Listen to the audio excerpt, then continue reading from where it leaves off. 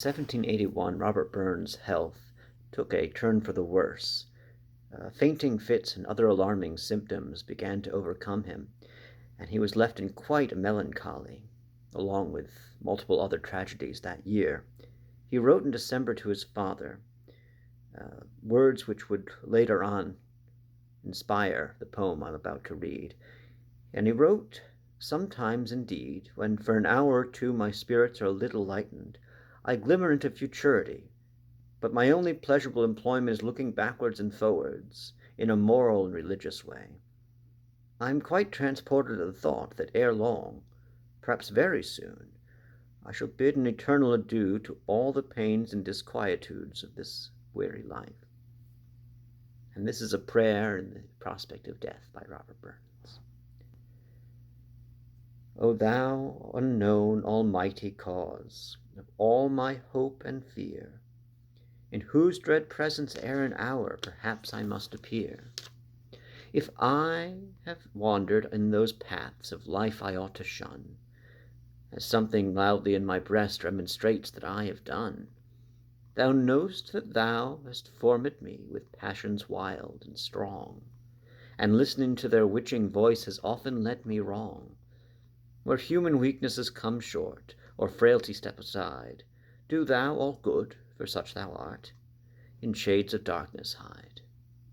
Where with intention I have erred, no other plea I have, but thou art good, and goodness still delighteth to forgive. And these are stanzas on the same occasion. Why am I loath to leave this earthly scene? Have I found it so full of pleasing charms? Some drops of joy with draughts of ill between, some gleams of sunshine mid renewing storms.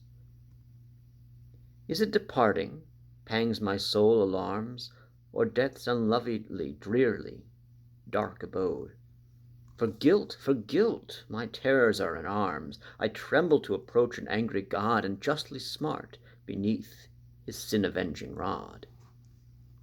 Fain would I say, forgive my foul offence, fain promise never more to disobey, but should author health again dispense, again I might desert fair virtue's way, again in folly's path might go astray, again exalt the brute and sink the man. Then how should I for heavenly mercy pray, who act so counter heavenly mercy's plan? Who sin so oft have mourned, yet to temptation ran? O thou great governor of all below, if I may dare a lifted eye to thee, thy nod can make the tempest cease to blow, or still the tumult of the raging sea.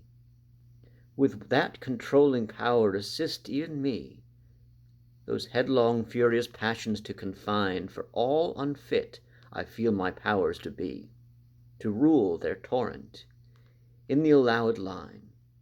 O aid me with thy help, omnipotence divine.